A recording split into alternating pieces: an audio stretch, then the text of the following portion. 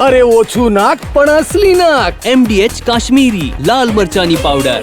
MDH समाचार કે જ્યાં દેશના અલગ અલગ રાજ્યમાં 7 મેના રોજ મોક ડ્રીલ થવાની છે। કેન્દ્રીય ગૃહ સચિવની આજે રાજ્યોના અધિકારીઓ સાથે એક મહત્વની બેઠક છે।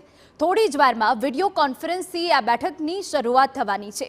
એ સિવાય અપડેટ મળી રહ્યા છે ગુજરાતમાં IPS મનોજ અગ્રવાલને મોક ડ્રીલના ઇન્ચાર્જ બનાવાયા છે। CS પંકજ જોશી, પોલીસ વડા વિકાસ સહાય मनोज दास आ बैठक में जोड़ाशे।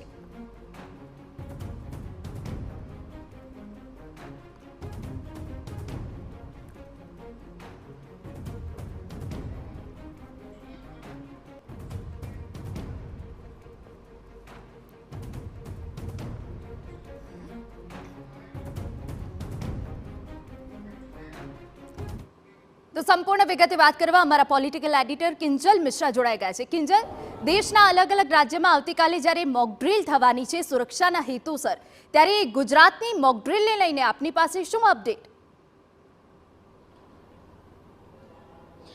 देखो देशना अलग अलग राज्यों साथ जे केन्द्र शासित जे प्रदेशों है त्या पण आ मॉक ड्रील है तेનું आयोजन કરવામાં આવ્યું છે। ગુજરાતની મહત્વ એટલે પણ છે અને ગુજરાત સંવેદનશીલ એટલે પણ છે કેમ કે એક દરિયાકાંઠો સૌથી વધારે ગુજરાત પાસે છે અને તેની સાથે જે સરહદી જિલ્લાઓ છે તે પણ ગુજરાતમાં વધારે છે। કચ્છથી બનાસકાંઠાની એ આખી બોર્ડર છે જે સરહદી જિલ્લાઓમાં તેનો જે સમાવેશ છે તે થઈ રહ્યો છે। ગુજરાતની વાત કરવામાં આવે તો અંદાજે 15 જિલ્લાઓની અંદર આ મોક ડ્રીલ છે તે યોજાવાની છે।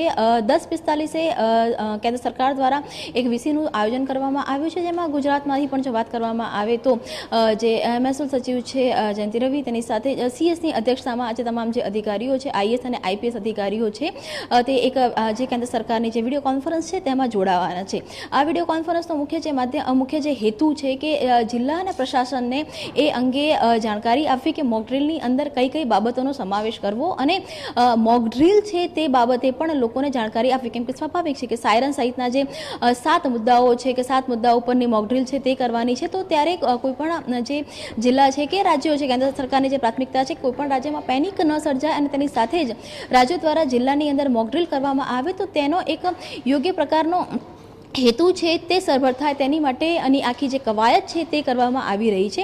અને એ જ કારણસર જે મનોજ અગ્રવાલ છે તેમને જે સમગ્ર જે મોક ડ્રીલ છે તેમના ઇન્ચાર્જ છે તે બનાવવામાં આવ્યા છે।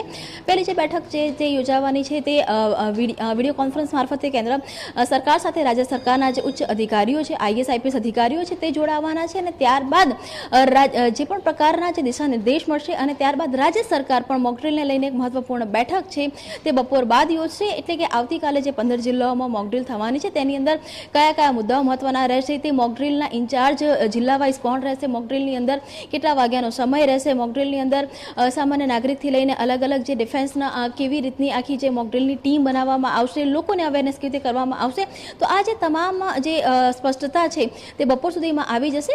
બેઠકોનો દોર કહી શકાય કે મોક ડ્રીલને લઈને કેન્દ્ર સરકાર અને રાજ્ય સરકારમાં 11:30 શરૂ થઈ જશે। बिल्कुल किंजल, आभार તમામ વિગતો બદલ। તો બેઠક એક મળશે મહત્વની, તે બાદ ગુજરાતના મોક ડ્રીલને લઈને રૂપરેખા જાહેર કરાશે।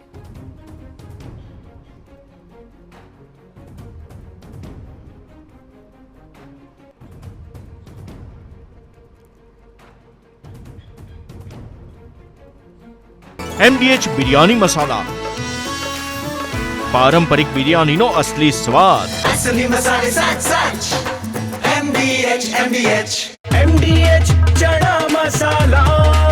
હવે છોલા હોય કે ચોળા, સફેદ ચણા હોય કે કાળા ચણા, બધું મજેદાર બનશે। થી વકફ સંપત્તિમાં ગેરકાયદે વહીવટને લઈને મોટી કાર્યવાહી થઈ છે। અમદાવાદમાં એક સાથે 8 સ્થળો પર ઈડીના દરોડાની કાર્યવાહી। વકફ છેતરપિંડીમાં સામેલ સલીમ ખાનના ઠેકાણે ઈડી પહોંચ્યું। જમાલપુર સ્થિત કાંચની મસ્જિદ સહિત ટ્રસ્ટ સંબંધિત સંપત્તિઓને લઈને તપાસ હાથ ધરવામાં આવી હોવાની વિગતો છે।